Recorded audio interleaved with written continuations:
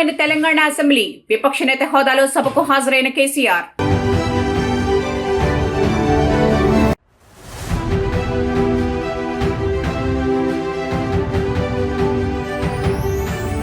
CM Chandrababu అధ్యక్షతన ప్రారంభమైన cabinet సమావేశం, పలు కీలక అంశాలపై చర్చ.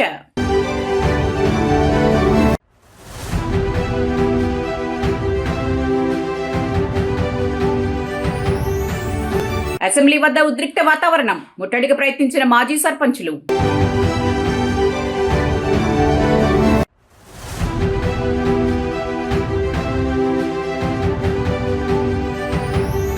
టాటా ఎర్నాకుళం ఎక్స్ప్రెస్ లో అగ్ని ప్రమాదం, V1 M2 AC బోగీలు పూర్తిగా దగ్ధం.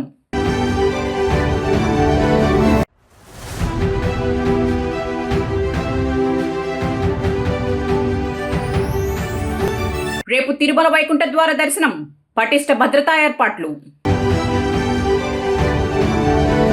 తెలంగాణ శాసనసభ సమావేశాలు సోమవారం ప్రారంభమయ్యాయి. ఒకవైపు ప్రతిపక్ష బీఆర్ఎస్ పూర్తి స్థాయిలో సభకు హాజరు కాగా, మరొకవైపు మాజీ సర్పంచ్లు అసెంబ్లీ ముట్టడికి ప్రయత్నించడంతో ఉద్రిక్త వాతావరణం నెలకొంది.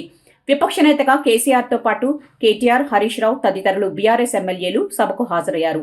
సమావేశాలు ప్రారంభమైన వెంటనే దివంగత రామరెడ్డి దామోదర్ రెడ్డి, మాజీ ఎమ్మెల్యే కొండా లక్ష్మయ్యారెడ్డికి సభ సంతాపం ప్రకటించింది. అనంతరం సభను వాయిదా వేశారు. అయితే సాగునీటి ప్రాజెక్టులు, ప్రజా సమస్యలే ప్రధాన ఎజెండాగా ప్రభుత్వాన్ని నిలదీసేందుకు బీఆర్ఎస్ సిద్ధమైంది.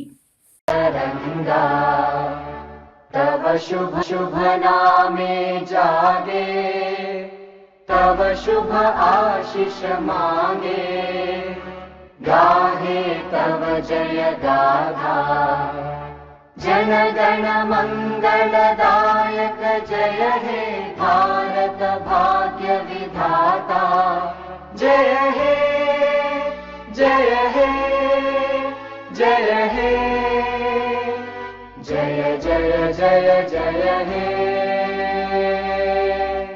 సీఎం చంద్రబాబు నాయుడు అధ్యక్షతన ఏపీ కేబినెట్ సమావేశం ప్రారంభమైంది. వెలగపూడిలోని సచివాలయంలో జరుగుతున్న సమావేశానికి డిప్యూటీ సీఎం పవన్ కళ్యాణ్తో పాటు ఇతర మంత్రులు, వివిధ భాగాల ఉన్నతాధికారులు హాజరయ్యారు. సమావేశంలో 20కి పైగా అజెండా అంశాలపై చర్చిస్తున్నారు. అమరావతి అభివృద్ధికి 7,387 కోట్ల రూపాయల రుణానికి ఆమోదం లభించనుంది. ప్రపంచ బ్యాంకు, ఏడీబీ నిధులతో అమరావతి క్యాపిటల్ సిటీ ప్యాకేజీ, రోడ్లు, డ్రైనేజీ, నీటి సరఫరా వంటి వాటికి అనుమతి ఇవ్వనుంది. మంగళగిరి, తాడేపల్లి పరిధిలో అండర్ గ్రౌండ్ డ్రైనేజీ, ఎస్టీబీ పనులకు అటవీ శాఖలో అసిస్టెంట్ కన్జర్వేటర్ పోస్టుల భర్తీకి అంగీకారం తెలపనున్నట్లు తెలుస్తోంది. ఎస్సీ లబ్ధిదారులపై పెండింగ్ వడ్డీ మాఫీకి, ప్రీపెయిడ్ విద్యుత్ స్మార్ట్ మీటర్ అమలుకు ఆమోదం లభించనుంది. కలంగి వరద నియంత్రణ పనులకు పరిపాలనా అనుమతి మంత్రివర్గం ఇవ్వనుందని తెలుస్తోంది. ఉద్యోగుల డిఏ పెంపు అమలుకు ఆర్థిక శాఖ అనుమతికి మంత్రివర్గం పచ్చజెండా ఊపనుంది. గ్రామ, వార్డు సచివాలయాల పేర్ల మార్పుపై ఆర్డినెన్సు, జిల్లా కోర్టులో సిస్టమ్ ఆఫీసర్లు, అసిస్టెంట్ పోస్టులకు ఆమోదం లభించనుంది.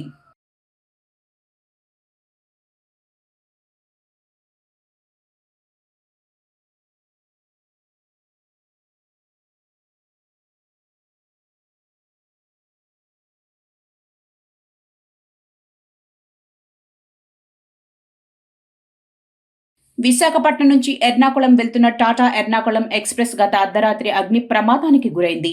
ఈ దుర్ఘటనలో ఒక వృద్ధుడు సజీవ దహనం కాగా, వందలాది మంది ప్రయాణికులు ప్రాణభయంతో వణికిపోయారు. రైలు విశాఖ జిల్లా దువ్వాడ దాటిన తర్వాత ఎలమంచలి సమీపంలో ఈ ప్రమాదం సంభవించింది.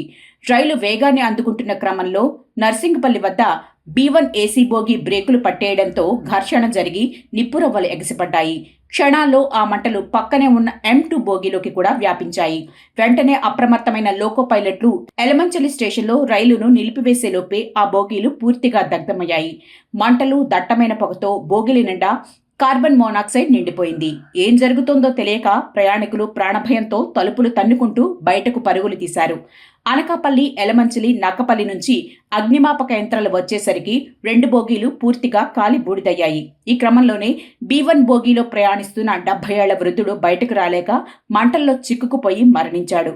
మృతుడిని విశాఖపట్నానికి చెందిన చంద్రశేఖర్ సుందర్గా గుర్తించారు. ప్రమాదం జరిగిన వెంటనే రైల్వే ఉన్నతాధికారులు రంగంలోకి దిగారు.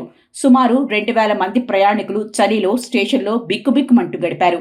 అధికారులు అంబులెన్స్లను రప్పించి క్షతగాత్రులను ఆసుపత్రికి తరలించారు. కాలిపోయిన బోగీలను వేరు చేసి మిగిలిన ప్రయాణికులను బస్సులు, ఇతర బోగీల ద్వారా గమ్యస్థానాలకు పంపించారు. ఈ ఘటనతో విశాఖ విజయవాడ మార్గంలో రైళ్ల రాకపోకలు గంటల తరబడి నిలిచిపోయాయి. అసలు బ్రేకులు పట్టేయడానికి సాంకేతిక లోపమే కారణమా లేక మరేదైనా కారణమా అనే కోణంలో రైల్వే భద్రతా విభాగం విచారణ ప్రారంభించింది.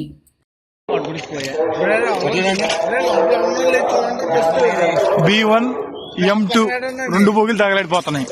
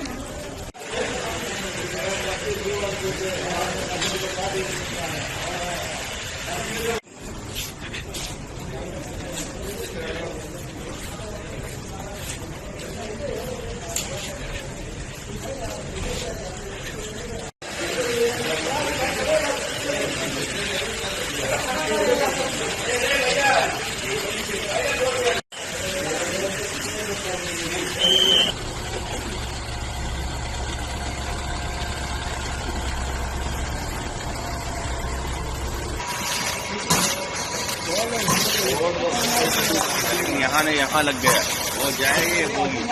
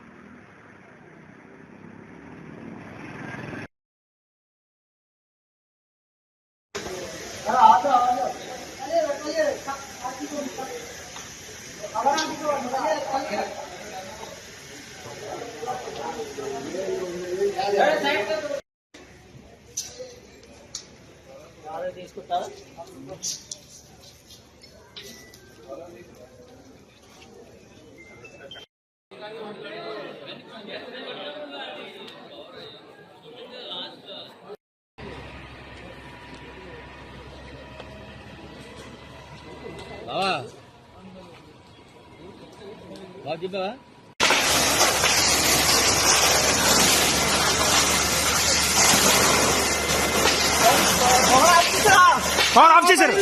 ఆఫ్ అయింది.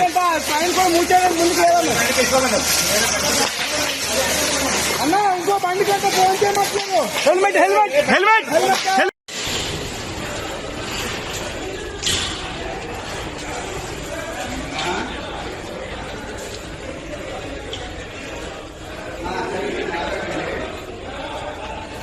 వైకుంఠ ఏకాదశి, ద్వాదశి పర్వదినాలను పురస్కరించుకుని తిరుమలలో భక్తుల భద్రత కోసం అన్ని ఏర్పాట్లు పూర్తి చేసినట్లు తిరుపతి జిల్లా ఎస్పీ సుబ్బారాయుడు తెలిపారు. భారీగా భక్తులు తరలివచ్చే అవకాశాన్ని దృష్టిలో ఉంచుకుని ఎలాంటి అవాంఛనీయ సంఘటనలు చోటు చేసుకోకుండా ముందస్తు చర్యలు చేపట్టినట్లు ఆయన చెప్పారు. రేపు వైకుంఠ ఏకాదశి జనవరి 8, 2026న వైకుంఠ ద్వాదశి పర్వదినాల నేపథ్యంలో మొత్తం 10 రోజుల పాటు అనగా డిసెంబర్ 30వ తేదీ నుంచి జనవరి 8వ తేదీ వరకు వైకుంఠ ద్వార దర్శనం కొనసాగుతుందని ఎస్పీ వెల్లడించారు. ఈ కాలంలో తిరుమల అంతటా పటిష్టమైన పోలీసు బందోబస్తు అమలు చేస్తున్నట్లు చెప్పారు. సుమారు 2,000 మంది పోలీసు సిబ్బందితో తిరుమలలో భారీ భద్రతా ఏర్పాట్లు చేసినట్లు తెలిపారు. డిసెంబర్ 30, 31 మరియు జనవరి 1 తేదీల్లో టోకెన్లు పొందిన భక్తులకు మాత్రమే వైకుంఠ ద్వార దర్శనం కల్పిస్తామని మరొకసారి స్పష్టం చేశారు. ఆన్లైన్లో సుమారు 25 లక్షల మంది భక్తులు దర్శన టోకెన్ల కోసం దరఖాస్తు చేసుకోగా ప్రతిరోజు 60,000 టోకెన్ల చొప్పున దర్శనాల కేటాయింపు జరిగిందన్నారు. భక్తుల రద్దీని సమర్థవంతంగా నియంత్రించేందుకు ట్రాఫిక్ మేనేజ్మెంట్, క్యూలైన్ నిర్వహణ, సీసీటీవీ నిఘా వంటి ఏర్పాట్లను ముందుగానే అమలు చేస్తున్నట్లు చెప్పారు. టీటీడీ అధికారులతో సమన్వయం చేసుకుని విధులు నిర్వర్తిస్తున్నామని చెప్పారు. ఈ సందర్భంగా ఆయన భక్తులకు పలు సూచనలు చేస్తూ దర్శన సమయంలో క్రమశిక్షణ పాటిస్తూ శాంతియుతంగా వ్యవహరించాలని, పోలీసు సిబ్బందికి పూర్తి స్థాయిలో సహకరించాలని కోరారు. పిల్లలు, వృద్ధులు విలువైన ఆభరణాల పట్ల ప్రత్యేక జాగ్రత్తలు తీసుకోవాలని సూచించారు.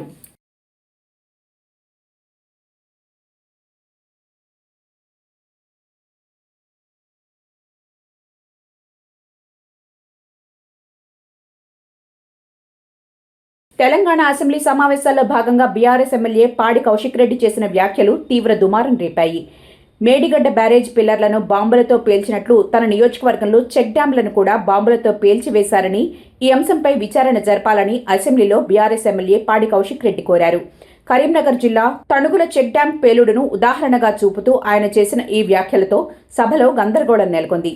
కాంగ్రెస్ నాయకులు వాగ్వివాదానికి దిగగా, ఇక్కడ కూర్చుని చెప్పడం కాదు, ఘటనా స్థలానికి వెళ్దాం పదండి అంటూ కౌశిక్ కౌంటర్ అటాక్ ఇచ్చారు. ఈ మేరకు చెక్ డ్యాంల అంశాన్ని నోట్ చేసుకున్నట్లు మంత్రి సీతక్క సభలో స్పష్టం చేశారు. అధ్యక్ష, మొన్న నా నియోజకవర్గంలో చెక్ డ్యామ్ని రాఘవ కన్స్ట్రక్ట్ చేసింది. కాంట్రాక్టర్ తనుండే దాన్ని బాంబు పెట్టి పేల్చేయడం జరిగింది. ఎట్లయితే మేడిగడ్డను బాంబు పెట్టి పేల్చిండ్రో ఇవాళ తణుగుల చెక్ డ్యామ్ని కూడా బాంబు పెట్టి పేల్చిండ్రు. అది నేను చెప్పింది కాదు అధ్యక్ష, అది నేను చెప్పింది కాదు, ఏఈ గారే సభ్యులు చెప్పిన అంశాన్ని నోట్ చేసుకోవడం జరిగింది. కొత్త ప్రభాకర్ రెడ్డి గారు అధ్యక్ష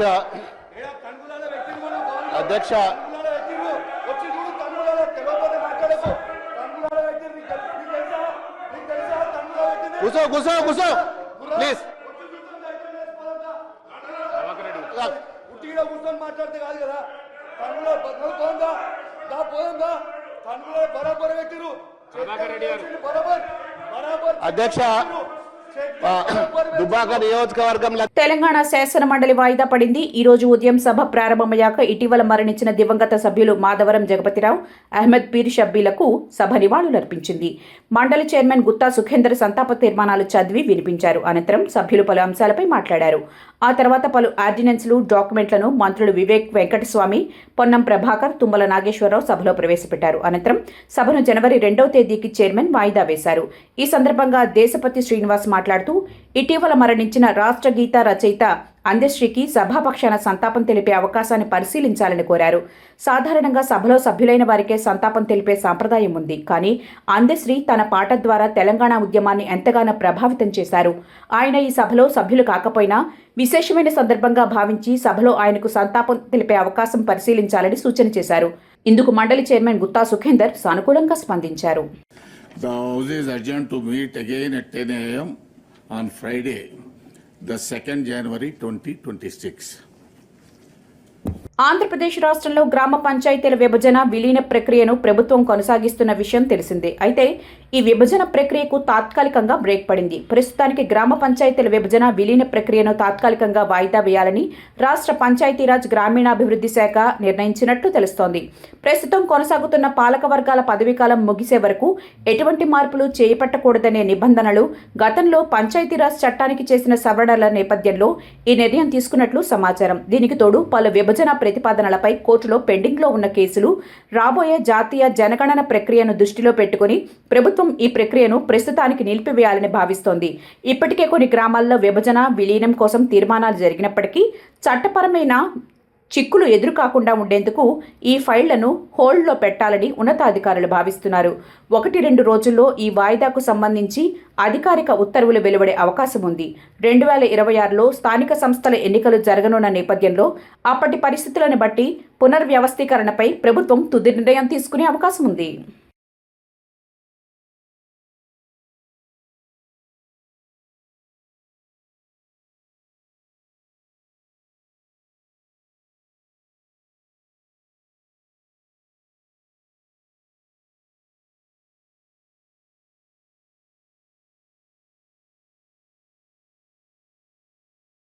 తెలంగాణ అసెంబ్లీలో రామగుండం ఎమ్మెల్యే మక్కన్ సింగ్ రాజ్ ఠాకూర్ చేతి వృత్తిదారుల దయనీయ స్థితిపై గళమెత్తారు.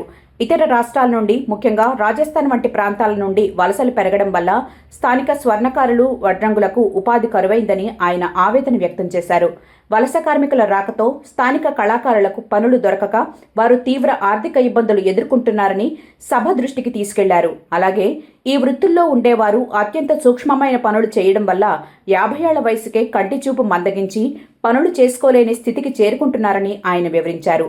ఈ పరిస్థితులను పరిగణనలోకి తీసుకుని ప్రభుత్వం మానవతా దృక్పథంతో ఆలోచించి చేతి వృత్తులు చేసే వారికి 50 ఏళ్లకే పెన్షన్ మంజూరు చేయాలని ఆయన డిమాండ్ చేశారు. తద్వారా వారి కుటుంబాలకు భరోసా కల్పించాలని ప్రభుత్వాన్ని కోరారు. ప్రధానంగా 2 అంశాలు అధ్యక్ష, సమయం ఇవ్వాలి. ముఖ్యంగా మా దగ్గర విశ్వబ్రాహ్మణులు చాలామంది ఉంటారు అధ్యక్ష. విశ్వబ్రాహ్మణుల సమస్య ఇది రాష్ట్ర వ్యాప్తంగా ఉంది సమస్య. వాళ్ళు 50 సంవత్సరాల వరకు సూక్ష్మంగా పనిచేసేటువంటి ఒక వృత్తి. ఈ మధ్యకాలంలో అనేక బంగారు షాపులు, రెడీమేడ్ షాపులు, రాజస్థాన్ నుంచి ఇతర ప్రాంతాల నుంచి ఇక్కడికి వర్కర్స్ రావడం వల్ల విశ్వబ్రాహ్మణులుగా పనిచేసేటువంటి హౌసుల వాళ్ళకి వడ్రంగులు ఇతర వ్యవస్థలో కూడా పని లేకుండా పోతా ఉంది. దానివల్ల అనేక సమస్యలు ఎదుర్కొంటా ఉన్నారు. వాళ్ళ కళ్ళ యొక్క ఐసైట్ తగ్గిపోగానే 50 సంవత్సరాలకే వాళ్ళకి వృత్తి లేక చాలామంది ఆకలి చావులు. వాళ్ళ పిల్లలు ఏదైనా చదువుకొని ఉంటేనేమో వాళ్ళ కుటుంబాలు బాగున్నాయి, తత్తిమ వాళ్ళందరూ కూడా కూలిపోయేటువంటి పరిస్థితి. వారి అంశంలో ప్రత్యేకంగా ఆలోచన చేయాలి. పెన్షన్లు ఆ 50 సంవత్సరాలకి ఇచ్చేటువంటి ఒక అవకాశం కల్పిస్తే బాగుంటుందని ఆలోచన. దాంతోపాటు అధ్యక్ష, పక్క రాష్ట్రాల్లో వారికి కనీసం ఏదంటే పుస్తే మట్టలు చేసేటువంటి ఒక జీవో తీసిరు అధ్యక్ష. అలాంటి కార్యాచరణ మా రాష్ట్ర ప్రభుత్వం కూడా తీసుకొని ఇస్తే ఆ విశ్వబ్రాహ్మణులకు నిజమైనటువంటి ఒక జీవితాన్ని ఇచ్చినట్టు ఉంటుందని చెప్పి నేను కోరుతా ఉన్నా. పెండింగ్ లో ఉన్న బిల్లులను వెంటనే విడుదల చేయాలని డిమాండ్ చేస్తూ మాజీ సర్పంచ్లు తెలంగాణ అసెంబ్లీ ముందు ఆందోళనకు దిగారు. తమకు సంబంధించిన 531 కోట్ల రూపాయల బకాయిలను ప్రభుత్వం చెల్లించలేదని ఆరోపిస్తూ అసెంబ్లీని ముట్టడికి వారు ప్రయత్నించారు. ఈ క్రమంలోనే కొందరు అసెంబ్లీ వైపు మాజీ సర్పంచ్లు దూసుకెళ్లే ప్రయత్నం చేయగా పోలీసులు అడ్డుకున్నారు. దీంతో ఉద్రిక్త వాతావరణం చోటు చేసుకుంది. మాజీ సర్పంచ్లు పోలీసులకు మధ్య తోపులాటలో పలువురు గాయాల పాలైనట్లు తెలుస్తోంది. మాజీ సర్పంచ్లు పోలీసులకు మధ్య తోపులాటలో పలువురు గాయాల పాలైనట్లు తెలుస్తోంది. ఈ సందర్భంగా నిరసనకు దిగిన ప్రజాప్రతినిధులను పోలీసులు అరెస్ట్ చేసి వివిధ స్టేషన్లకు తరలించినట్లు తెలుస్తోంది. ఆందోళన నేపథ్యంలో పోలీసులు అప్రమత్తమయ్యారు. అసెంబ్లీ పరిసరాల్లో 3 అంచెల భద్రతను ఏర్పాటు చేసి భారీ సంఖ్యలో పోలీసు బలగాలను మోహరించారు. ముట్టడికి పిలుపునిచ్చిన మాజీ సర్పంచ్లను ఇప్పటికే ముందస్తుగా పోలీసులు అరెస్ట్ చేశారు.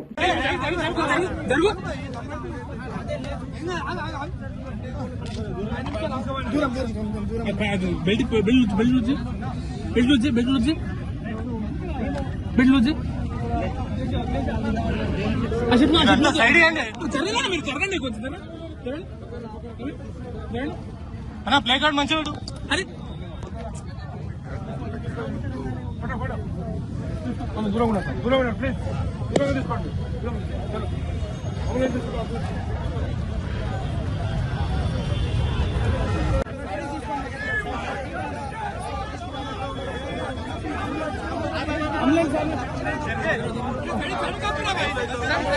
సైడ్ తీసుగా